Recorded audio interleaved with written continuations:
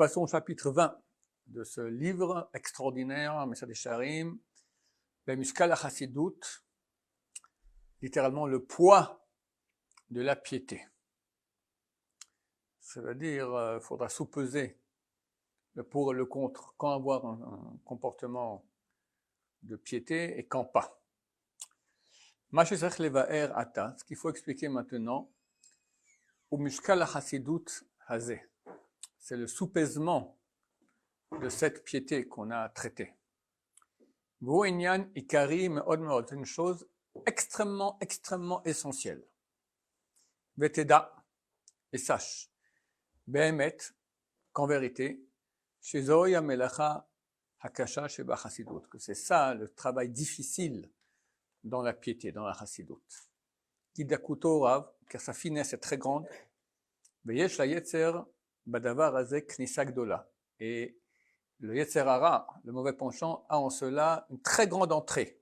C'est une chose qui est fine, délicate, donc on peut se tromper, hop, le Yetzer Hara peut rentrer très fort et nous faire nous tromper dans la vision des choses.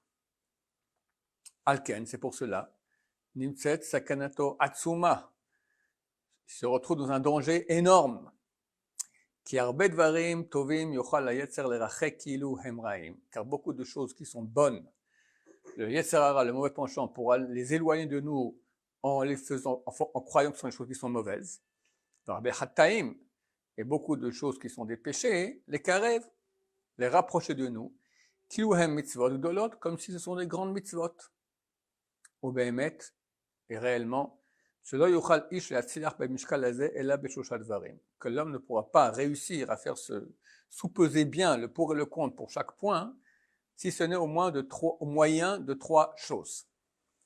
1. Sheyelibo Yachar Sheba Levavot, que son corps soit le corps le plus droit des cœurs. 2. Shelot Yepniyato Ela Lasot Anachat Ruach Lefanav Yitbarach, qu'il n'ait aucun autre intérêt si ce n'est de faire littéralement plaisir devant Dieu, béni soit-il, et rien d'autre que cela. 3. Et qu'il analyse ses actions d'une grande analyse, et qu'il essaye de les corriger d'après ce but. Après tout cela, il faut qu'il jette sa charge vers Dieu. À ce moment, il sera dit à son propos, Adam Ozlovar, bienheureux l'homme qui sa puissance est en toi. Et Dieu n'empêchera pas le bien de ceux qui vont de façon tam, comment vous dites? Parfaite. Très bien. Donc, alors on va expliquer tout ce qu'il a dit là. Mais néanmoins, il continue encore dans cette introduction. Omnam, cependant, si une de ces conditions manquera, loyagia el hashemut, il ne pourra pas arriver à la perfection. Et il est proche de trébucher et de tomber. Dainu, c'est-à-dire, si l'intention n'est pas des meilleures et pures, ou s'il va négliger l'analyse dans ce qu'il peut oui analyser, ou même si après tout cela, il ne va pas faire dépendre sa confiance en Dieu, il sera dur qu'il ne tombe pas. Mais si les trois, il les garde comme il se doit bien, c'est-à-dire Tmimut Hamarshava, la pensée parfaite, Iyun, l'analyse, ou Bitachon, confiance en Hachem, Azelech Betach Behemet, alors il ira de façon certaine dans la vérité, Lo Yeune Lo Kolra, et aucun mal ne lui sera fait. Vois d'abord Shamra Hana Binvuata, c'est ce qu'a dit Hannah dans sa prophétie, que Dieu garde les pieds de ses pieux, des gens pieux, il les garde qu'ils aillent dans la bonne direction. David Kmochen Amar, et le roi David lui-même a dit, Lo yazov et chassidav leolam nishmaru, Dieu n'abandonnera pas ses pieux, toujours ils seront gardés. Et voici, ce qu'il faut comprendre, c'est qu'il ne faut pas juger les choses concernant la piété d'après leur image première.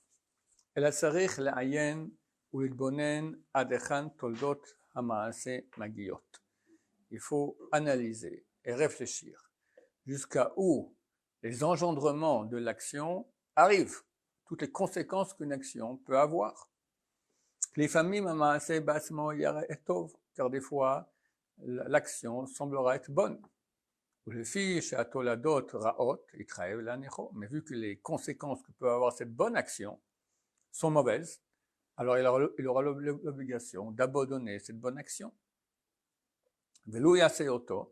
Et s'il fera cette bonne action, il est choté, il sera appelé pécheur, mais le chassid, et pas un homme pieux. Hine, voici. Voici l'action, l'histoire de Gedalia ben Achikam est pour nous une chose claire. Qu'à cause de sa grande piété, de ne pas juger Ishmael de façon négative, de ne pas accepter d'écouter un Lashonara, Amar le Yochanan ben Kareach, il a dit à Yochanan ben Kareach, Sheker atadover al Ishmael, tu racontes un mensonge sur Ishmael. Alors je raconte l'histoire. En 586 vient le grand empereur babylonien Nabuchodonosor, Nebuchadnezzar, détruit le temple de Jérusalem, déporte tous les juifs en Babylonie. Mais pas tous. C'est ici une minorité, petite communauté juive. Il y avait les parfums d'Israël qui étaient des très bons parfums, il y avait toutes sortes de travail agricole en Israël, et laisse une communauté ici avec à leur tête un gouverneur qui s'appelle Gedalia ben Achikam, un grand sadique. Il y a un rachat qui s'appelait Ishmael ben Natania, comme la ville Natania. Ishmael, il s'appelait Ishmael comme Ishmael ben Natania, un juif, d'accord, qui a fomenté de venir à le lendemain de Rosh Hashanah voir Gedalia ben Achikam et le tuer. Maintenant, ce Yochanan ben Kareach était au courant. Il va voir Gedalia ben Achikam, le gouverneur, il lui dit attention, Ishmael vient pour te tuer, fais gaffe. Et Gedalia ben Achikam, très pieux, dit Lashonara, je ne veux pas écouter. Donc il a reçu Ishmael et s'est fait tuer. Attends, qu'est-ce qu'il a découlé de cela? Terrible. Vu que tu as tué le gouverneur que Nabuchodonosor il a mis, toute la population juive a eu peur que Nabuchodonosor vienne ici et tue tout le monde. D'accord? Il y aura des représailles graves. Alors, c'était pas tout à fait comme ça. Ils ont demandé au prophète Jérémie, qu'est-ce qu'on fait? Ou on peut rester ici, ou on fuit, on va tous à Alexandrie, en Égypte. Alors Jérémie leur a dit, mais écoutez, moi je veux bien demander à Dieu, mais vous n'allez pas m'écouter. On te promet, on t'écoute. Bon, ils demandent à Dieu, Dieu leur dit qu'ils restent en Israël. Alors Dieu a dit, ils restent en Israël. Il dit, non, qu'est-ce qu'on va, on va se faire tuer par Nabuchodonosor. Ils sont tous partis en Égypte, à Alexandrie. Et Jérémie leur a dit, vous partez en Alexandrie, Nabuchodonosor arrivera à Alexandrie, là-bas il vous tuera. Et ils sont partis, et ils ont été tués par Nabuchodonosor à Alexandrie. La terre d'Israël est restée vide à cause de ça pendant 70 ans. Rien, il n'y avait pas une colombe ici. Wallo! C'est d'ailleurs pour cela qu'on fait le Tzom Gedalia, le jeûne de Gedalia, le lendemain de Rosh Hashanah. Pas parce qu'il est mort, il y a beaucoup de juifs qui sont morts tués dans l'histoire, parce que ça a causé la perte de toute la communauté juive en terre d'Israël qui était restée vide pendant 70 ans. Donc, Guédalia croyait qu'il se comportait bien. Je ne vais pas écouter la Shonara. C'est bien, la Shonara, Chafetz Chaim, Chas Shalom, d'accord, etc. Oui, oui, mon cher ami.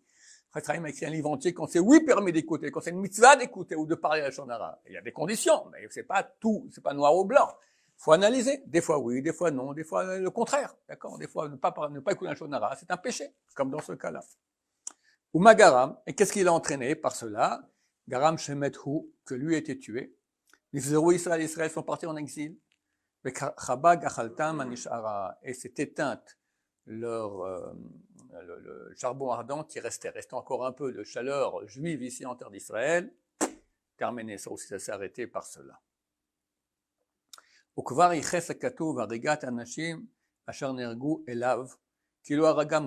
lui, il n'a pas été tué tout seul, il avait tous les gens qui étaient avec lui, tous ont été tués. Alors Rav nous dit ici, et Kvar Yiches, c'est déjà l'écriture a relaté la mort des gens qui étaient avec lui, à lui, disons que c'est lui le responsable, comme si lui-même les aurait tués.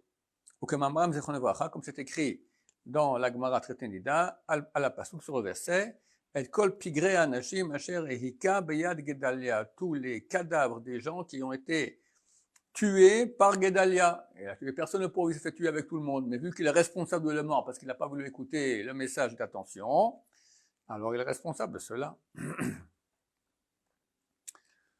Ok, on s'arrête là, on continue la fois prochaine et on s'est